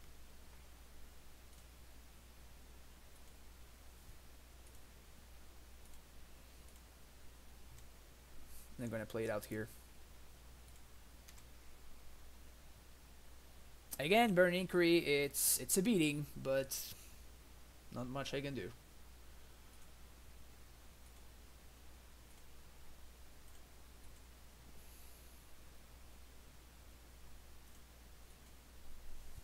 Alright. Yeah, we are in you know, find the threat mode. And the reason why I took the Simic Growth over the Radiant Fountain, it's because I feel like one of the ways that I lose is because I just don't have enough mana. Like my opponent deals with my amulets somehow, and then I'm short on mana and can't develop my I can find a threat, and then you know I just die with a ton of mana in play, or I don't have enough mana because my opponent deals with my mana. Best case scenario for us here is my opponent like brutalities or kills this Azusa. That would be the best thing that could happen for us. That is also pretty good for us. Crazy Ship, thank you very much for that Primetime subscription. Welcome to the Primetime Stronghold. Lot of hype. Put some hype in the chat. Get them Primetimes. Third subscriber of the day. Hell yeah. So this is interesting. I mean, this was literally the worst draw in our deck, right? But I think I'm gonna actually go ahead and play out all of my lands here. This makes it so if I find a Tolaria, I cannot transmute on the same turn and then attack. But what it also does is it makes it so my opponent, if they spend their turn grudging, I can still Primetime next turn. So I think I'm going to prefer to go for this. Also, it makes Inquiry a little bit less good against us. And this Azusa is going to serve because it can block, so might as well.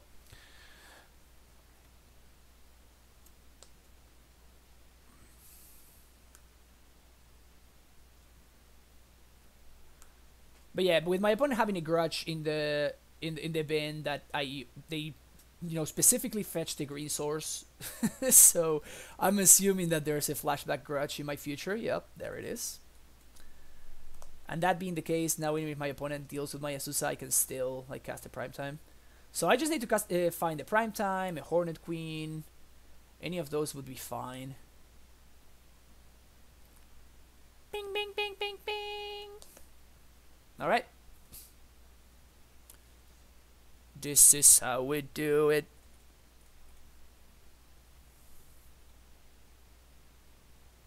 Good Primeval Titan. We already have 2 blue sources, so I can get Tolaria plus... Bojuki Bog doesn't do anything on this board. Probably Kalni is the best thing that can happen here. Can I haste, is the question. No, I cannot haste. I'm 1 mana short of hasting. So, since no haste is the situation, probably get Tolaria plus Stronghold, right? Tolaria plus Stronghold? Yeah.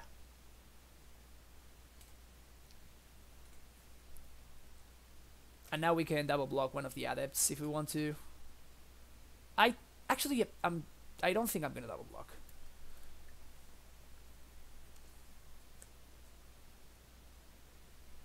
So we're gonna need to pay for Pact. I mean, if they have Blood Moon, they have Blood Moon, right? I'm I'm not beating Blood Moon anyway. I guess I could have beaten Blood Moon. I'm not playing around Blood Moon. There's no way I'm playing around Blood Moon. If they have it, they got me. I know I have no bonds, but I mean the card that I'm worried about is again the stupid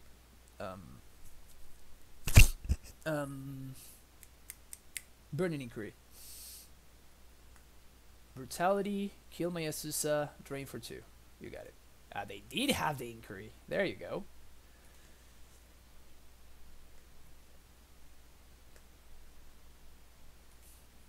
They did have the Inquiry.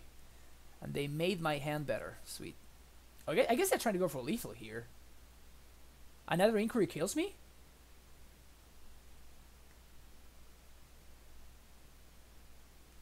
That's kind of insane, actually. No explosives? Shit, I need to deal with these adepts.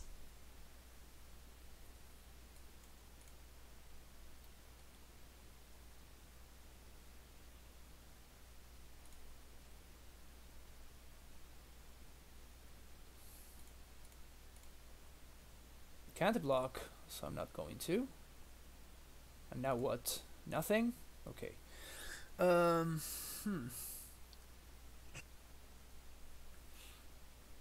So what I think I'm going to do is I'm going to Stronghold this prime time.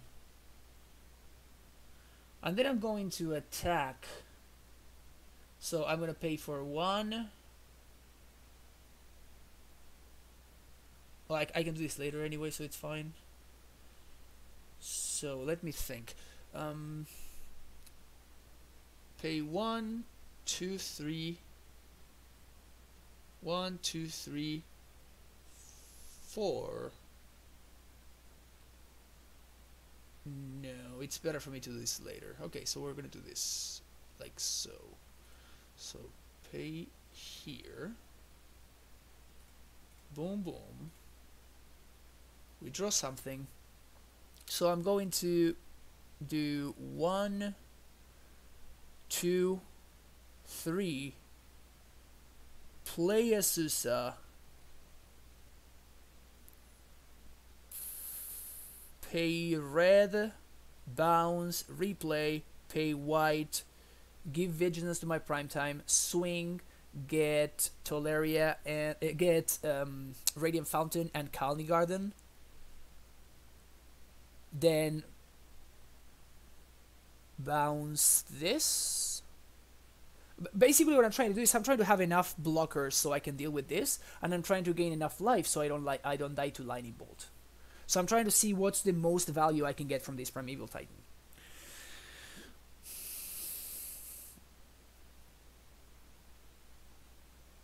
And I think the best I can do is that. So I'm gonna do white. 1, 2, 3. Asusa, floating white. I made a mistake. I should have played this as my first land for turn. I messed it up. Although if they bolt my Asusa, they're not bolting my face, which is good for me. So I guess that's also fine. So we do this. We serve. Swing for 8. And now it's the choice. We can get Fountain Colony, I think it's what I'm gonna do.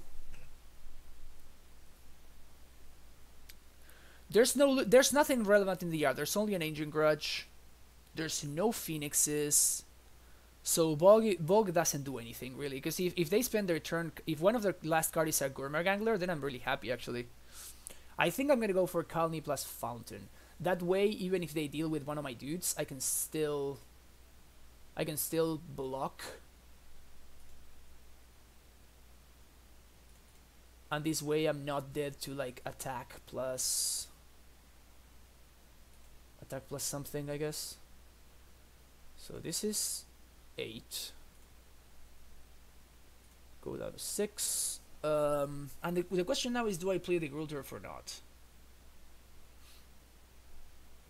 Yeah, but if they do that, if they Angler plus Phoenix, I don't care, right? Because I can still block. What I was thinking, if there was any Vesuva line that gives me more blockers, but I can either like gain life or I can get Colony tokens. I cannot do both. I think I'm gonna play this out and bounce the Toleria, though. And next turn I should have very lethal, so I basically just need to hope that my opponent does not have like You know, inquiry into inquiry, or like goblin lore into inquiry, something like that. That's the only way that I really lose. I guess looting into multiple phoenixes gets there too. Looting into double phoenix kills me too, but there's nothing I could have done about that. There was simply no way that I could kill the Flameblade Adept. So I just, yeah. I have no scouts, so Bog, it's not into speed, it's just sorcery, so I can't do anything about it.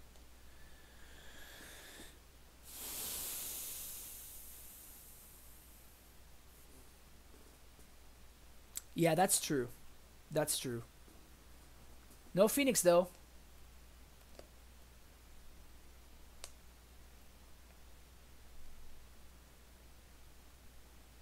Goblin lore.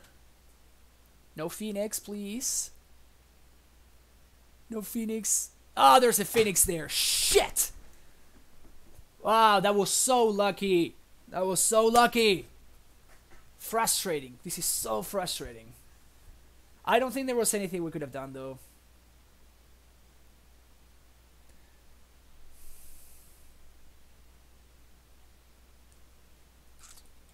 Fuck this deck, man. I hate this deck so much.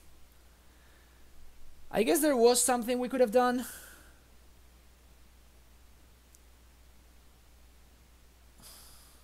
Why does this guy have Menace? Why does this guy have Menace? This is so fucking frustrating. My opponent gave me the aggro GG too.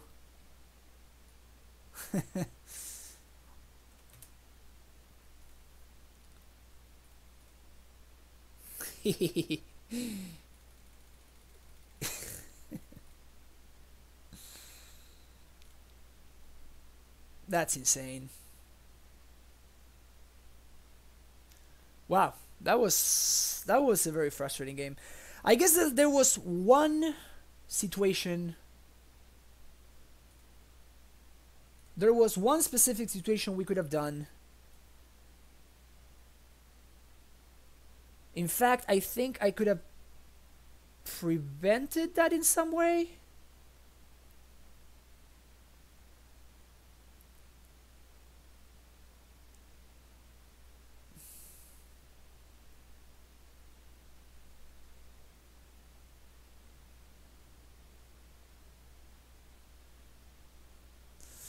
I don't think we had enough mana to do the double EE thing. What I'm thinking is we could have either found Kalni plus plus Bounce Land, replay Kalni. But we only had one land drop left on second main phase. So we could have done that and we would have been on 5 life, but then we would have been able to block 2 of their dudes. The issue with that is that we wouldn't have the Tolaria West in hand. So then we would have drawn the Rex Sage and we would have been able to swing for 6, I guess. I mean, my opponent needs to hit perfects, and they did, right?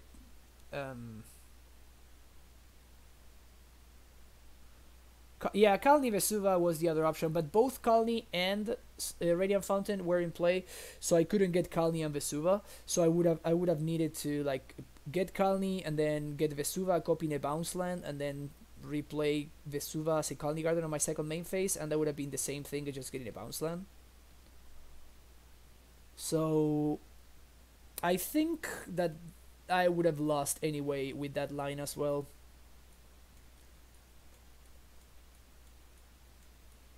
Yeah. Well, it was good while it lasted. It was good while it lasted.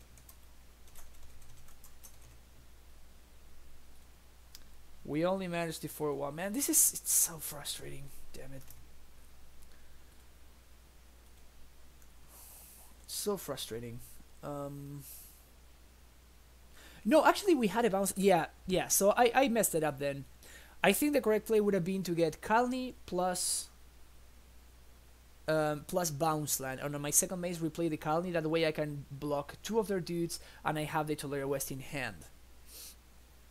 The problem is this is very bad against Burning Inquiry, and it's also very bad against my opponent having Bolt and the other thing, Collective Brutality or something like that. Well, I mean, sometimes your opponent hits the perfects. Anyhow, Warbreaker was much better than I was expecting. Warbreaker was much better than I was expecting.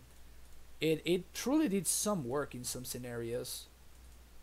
There were a couple of situations where Warbreaker was just the nuts basically.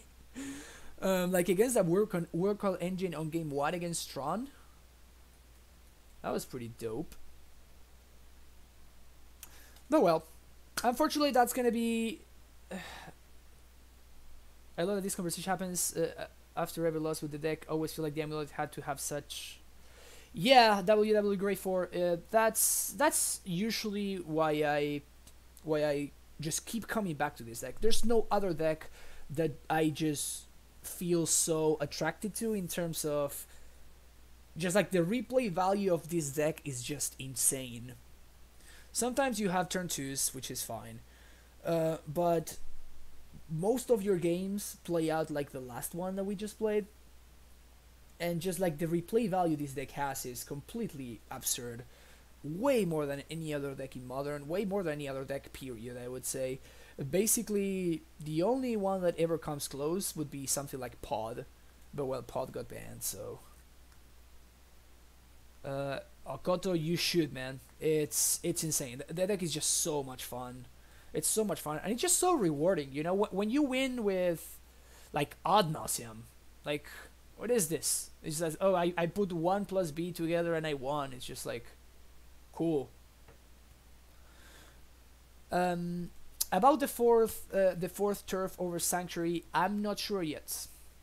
Ruleborn, I'm not sure yet. I will keep testing it and I will keep trying to figure out, and I will keep thinking. Okay, so far there was one situation in that game in this last league where Celestine Sanctuary would have been preferable, but it wouldn't have been like I was able to play through it just fine without the Sanctuary. But you know, I think Sanctuary would have been like the better land to choose in one situation. Anyway, that's gonna be it for me today. Thanks everybody for hanging out. I will be back next Monday. Probably playing some more Amulet. Who am I? Who am I kidding? I'll probably be playing some more Amulet. But yeah, if you haven't hit that follow button yet, you can do that, and it's gonna be free for you. And you will also get notifications whenever I go live. So you can, you know, check out the stream live as it happens. If you want to support the stream, you can sub, and you can get this beautiful primetime emote, which you can use in all of Twitch chat, not only on this channel but on every other channel as well. If you want to check out my previous streams, I always upload them to YouTube. That's your link right there. You can go find the channel, and you are going to find all the previous streams, timestamps, so you can go straight to whichever match you want. I am going to today. I'm going to upload the 8-hour stream that I did on Monday, so you're going to be able to check that out there soon. Probably by tomorrow night it will be up. Then, if you want to follow me on Twitter, you can do so right there, fpolosmtg. You can check out. I always, you know, talk with other people about usually Amulet stuff, because that's what I do. But I also post whenever I go live, and you can, you know, see which deck I'm gonna be playing. I usually post the screenshot so you can check out the full list. Then, if you want to join the Amulet Discord, you can use this link right here. It's a very active community. A lot of people who love Amulet, which are always talking all things Amulet in there. And if you want to see anything in particular on stream in terms of, you know, any spies that you want me to try or any stuff like that, any donation that basically covers the entry fee of the league will, you know, I will basically, you can just send me the list that you want me to play, and I will play it live, and I will, of course, we'll do some analysis like we always do against every match, and, you know, at the very end of the league. So you can check that out there, and you can donate on that link right there. And I always appreciate everyone's support. Thank you very much. I will be again back on Monday, and I hope you have an amazing rest of your weekend. And I'll see you back soon. Bye bye.